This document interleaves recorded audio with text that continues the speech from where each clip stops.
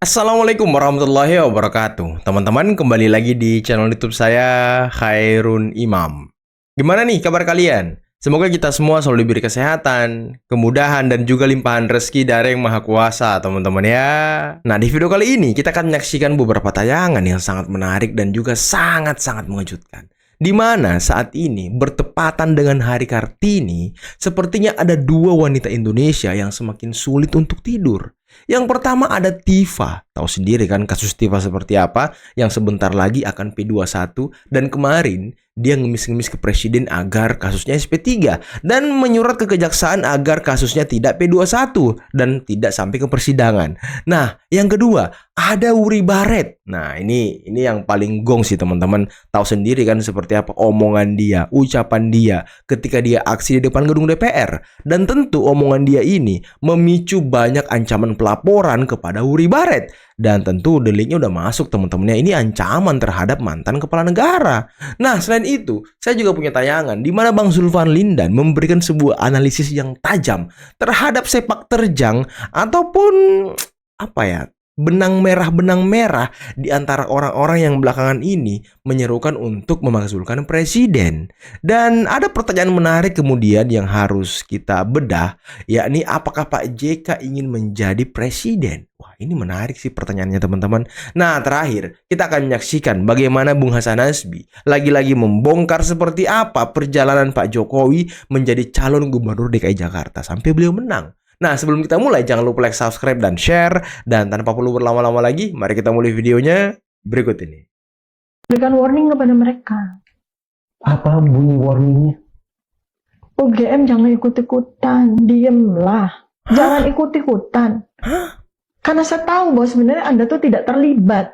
Tapi oknum yang terlibat. Bukan UGM as lembaga.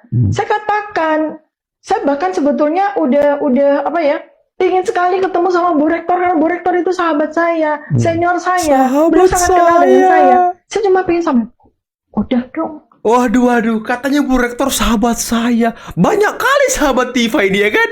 Beberapa waktu yang lalu, saya tuh masih ingat teman-teman, Tifa juga mengatakan bahwa Kapolri ini sahabat saya.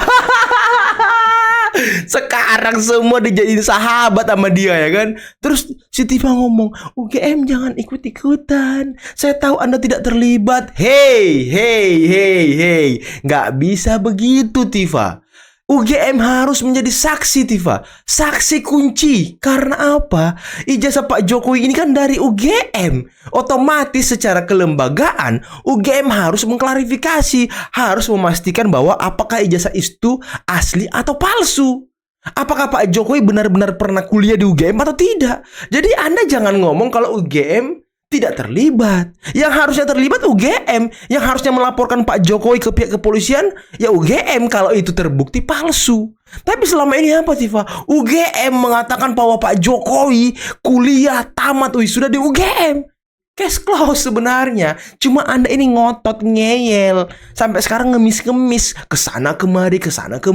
Minta perlindungan, minta SP3. Udahlah, jalani aja Tifa. Nggak usah kau, UGM tidak terlibat. Ini oknum. Aduh. UGM nggak usah ikut-ikutan. Karena kalaupun ada Warning semacam itu sudah disampaikan kemana lagi? saya sampaikan kepada bahwa tidak terlepas juga dari jasa beliau. Kita terima kasih sekali sebagai orang kampung yang hidup di Solo, sebagai orang yang sederhana, karena dia adalah kita, dia adalah rakyat. Lahir dari rahim rakyat, bukan orang kaya. Bukan darah biru.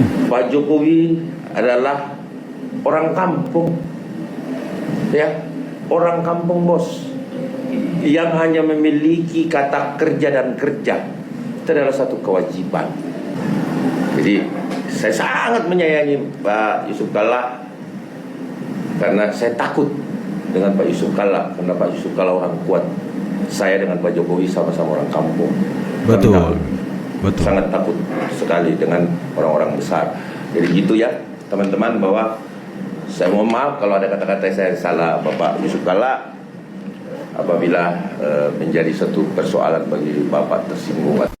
Nah, pada saat yang hampir bersamaan ada juga Roy Suryo CS ini masih bermanuver kan. Terus orasi tadi itu Pak. Iya. Orasi Yang orang bernama Ibu Wuri ya. kalau nggak Iya, salah ya. Wuri apa? Wuri Baret. Di medsos itu. Ya kita Wuri aja lah supaya Wuri gampang. Wuri, Wuri. Ya. Nah ini juga sesuatu yang disampaikan ke publik gitu ya dengan nada yang menurut saya nggak tahu apakah itu bisa dikenakan pasal ancaman Ya. atau apa ya. Ya, nanti Gimana saya Pak jelaskan. Pak Suyadi Oke. melihat itu?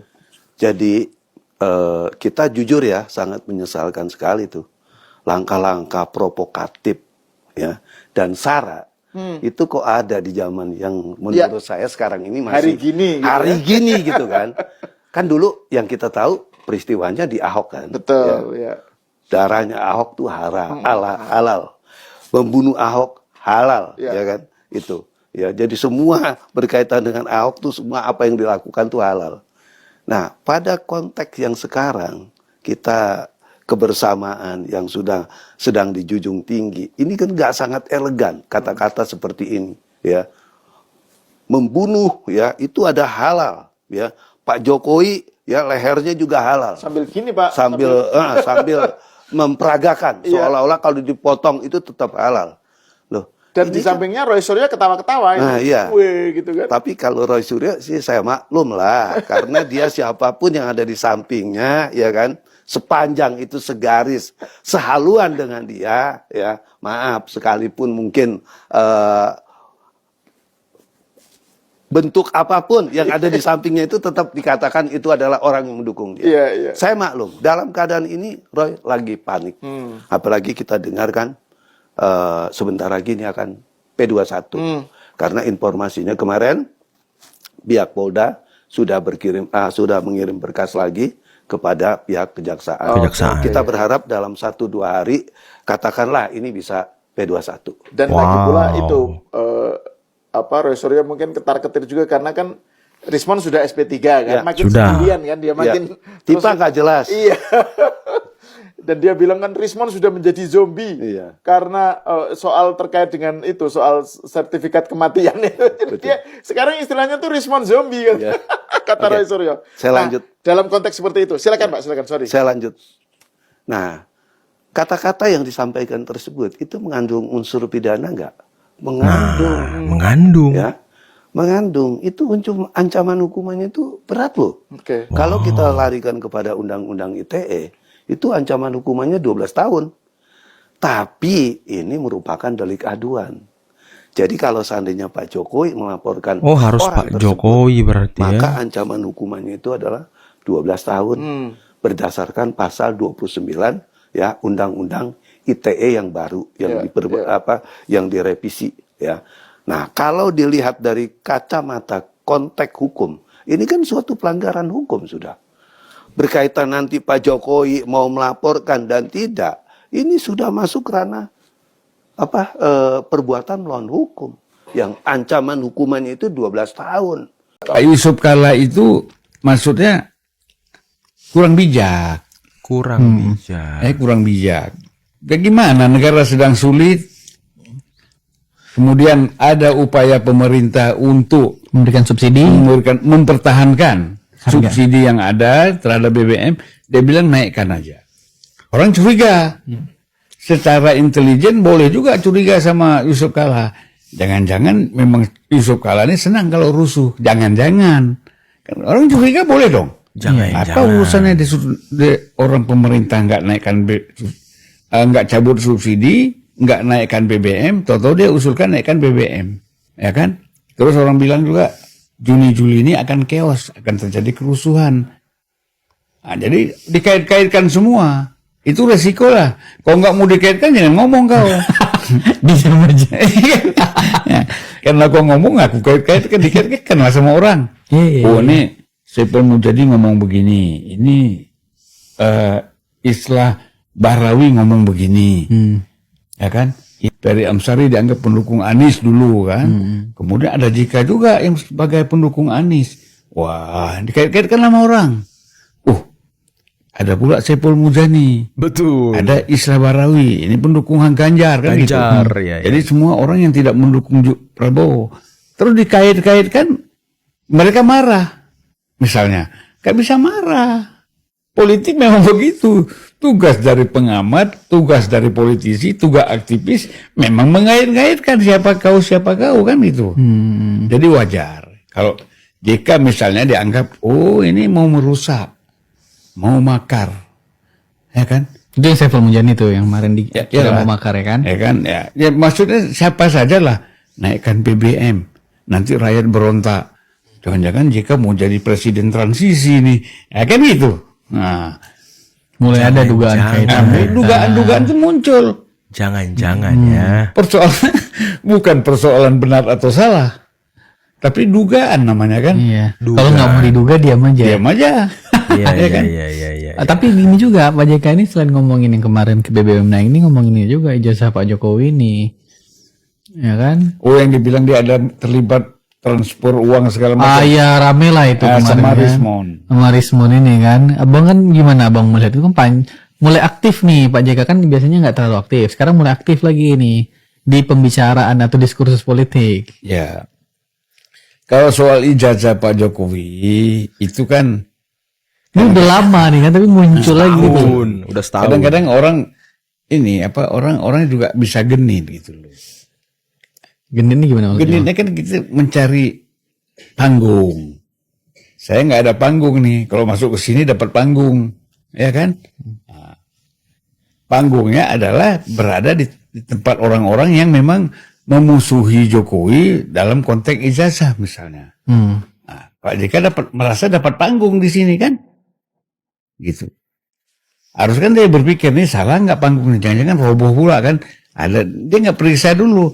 Ada kaki-kaki yang patah nih nggak? Kan udah berapa kaki yang patah? Egy patah kakinya. Rismon. Siapa lagi? Ada beberapa orang kan? Nah ini kaki yang lain kuat apa patah nanti? Jangan-jangan tambah JK naik, patah pula semuanya kan gitu. Nah jadi janganlah. Jadi kita kan kalau mau masuk dalam sebuah kelompok politik, kita kaji dulu latar belakang semua orang-orang itu. Jangan asal ngomong. Jangan asal masuk. Jangan asal masuk, oke. Ya kan? Janganlah salah masuk. Ceklah ya kan? siapa, Refli Harun latar belakangnya seperti apa, Gatot seperti apa, siapa lagi, Roy Suryo seperti apa, Sia seperti apa. Kita cek, ini orang-orang konsisten nggak? Ini saya tahu persis karena saya ada di dalam pusaran itu waktu itu. Saya tahu persis karena saya ada di sana. Saya ada di pusaran itu pada waktu itu. Jadi saya mau mulai cerita sekitar mungkin tanggal 6 ya, 6 Maret 2012. Itu dilakukanlah sebuah fit and proper test di kantor DPP PDI Perjuangan waktu itu masih ada di Lenteng Agung. Ada 2 orang yang menjalani fit and proper test calon gubernur DKI pada waktu itu. Yang pertama itu Joko Widodo, Pak Jokowi, ya waktu itu masih wali kota Solo. Kemudian yang kedua namanya Nono Sampono, mantan Danjen Marinir, ya. Kemudian pengen maju menjadi calon gubernur DKI. Nah, di hari yang sama saya juga ada di sana. Saya ada di sebuah ruangan lain di lantai 2 atau lantai 3 saya lupa. Sebuah acara yang dibuat oleh DPD PDI Perjuangan Jakarta. Waktu itu yang mengundang saya Pak Jarod Saiful Hidayat.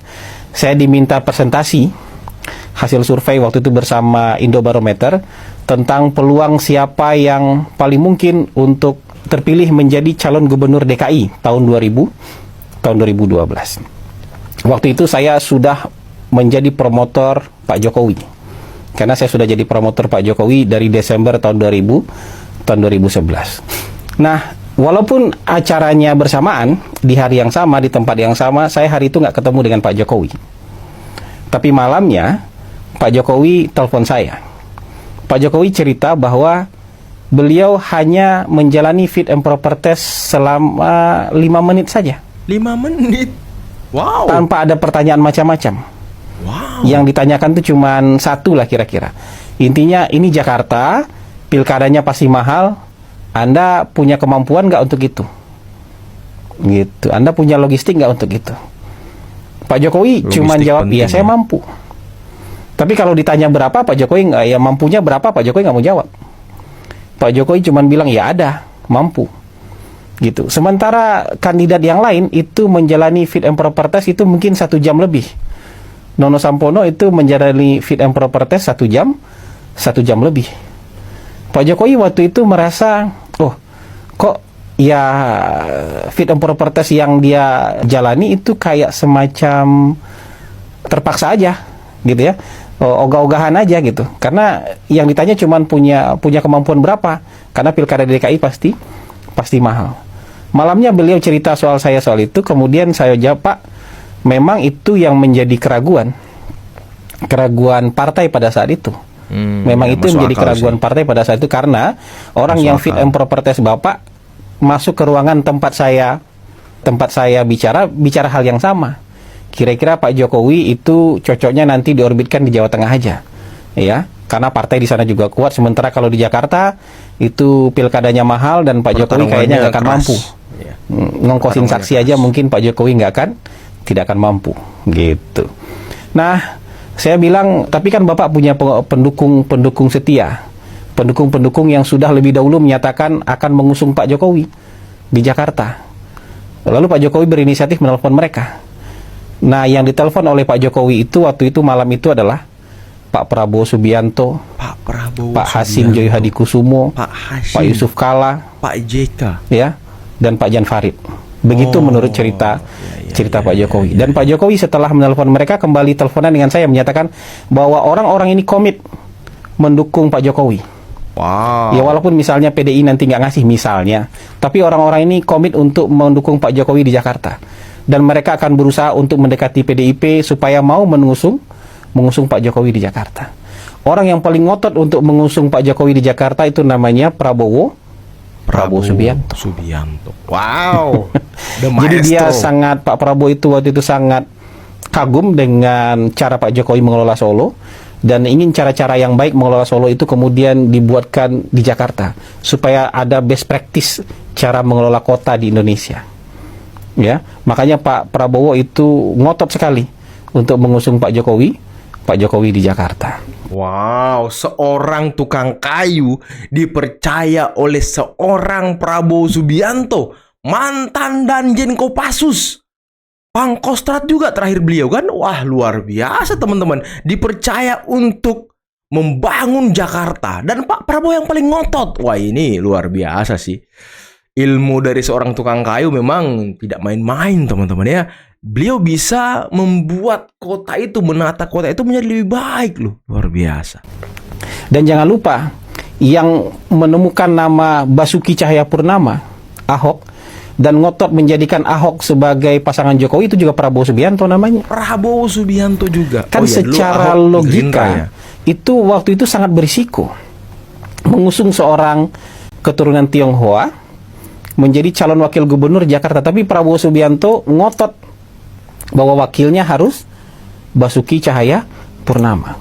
Jadi karena saya sudah mendukung Anda sebagai calon gubernur dan saya ingin Basuki Cahayapurnama sebagai calon wakil gubernur, maka tugas Anda untuk meyakinkan PDIP bahwa calonnya harus Ahok. Begitu kira-kira omongan Pak Prabowo terhadap Pak Jokowi pada waktu itu. Wow. Itu tugas Pak Jokowi untuk meyakinkan PDIP agar menerima Ahok, karena Ahok juga ditolak. Ahok ini kecuali di Gerindra waktu itu ditolak oleh hampir semua pihak karena berisiko menjadikan Ahok sebagai calon wakil gubernur pada saat itu. Ya, tapi itu cerita pada saat itu. Akhirnya Gerindra dan PDI Perjuangan akhirnya sepakat mengusung Jokowi Ahok sebagai calon gubernur dan wakil gubernur tahun 2022. Nggak cuman sampai di sana. Dukungan yang diberikan oleh Prabowo itu all out. Lahir batin, Prabowo-nya sendiri turun ke lapangan. Jalan bersama Pak Jokowi, buatkan iklan di TV buat Pak Jokowi, ya kan? Mengerahkan sumber daya partai untuk memenangkan Pak Jokowi. Flash mob yang ada di Bundaran HI, flash mob kotak-kotak pada waktu itu tuh perintahnya Pak Prabowo dan dieksekusi oleh Tidar. Luar biasa. Taruna Indonesia Raya, underbow-nya Gerindra. Saya juga terlibat pada saat itu untuk menjalankan flash mob itu. Jadi Pak Prabowo mengusung Pak Jokowi tidak hanya sekedar memberikan tiket, tapi juga membantu lahir batin. Segala kesiapannya, ya itu juga dibantu oleh Pak Prabowo. Beberapa kali rapat di Mid Plaza itu dipimpin oleh Pak Prabowo. Ada Pak Jokowi, ada Ahok, ada saya. Waduh, Wuri Baret bisa diancam 12 tahun penjara. Ini Sama kayak Tifa berarti ancaman hukumannya ya, undang-undang ITE juga. Apakah karena mungkin Wuri Baret berorasi di depan DPR kemudian direkam dan disebarkan ke media sosial, disebarkan oleh pendukung-pendukungnya kan? Kan itu dipotong-potong videonya sama pendukungnya. Kita kan ngambil dari akun-akun pendukung mereka, teman-teman. Dan ini sangat luar biasa loh, ancaman serius kepada mantan kepala negara. Wah, ini kelewatan sih. Cuma tadi kata Pak Suhadi, ya ini delik aduan, harus Pak Jokowi sendiri yang melaporkan. Cuman ya apakah bisa ditarik ke undang-undang terorisme, teman-teman? Ini kan bahaya ini. Ucapan-ucapan si Wuri Baret ini mirip-mirip dengan ucapan ya para kelompok teror. Halal darahnya, ininya bisa dipotong dan lain sebagainya. Ya mirip-mirip lah. Bukan hanya kata-katanya, kelakuannya pun begitu.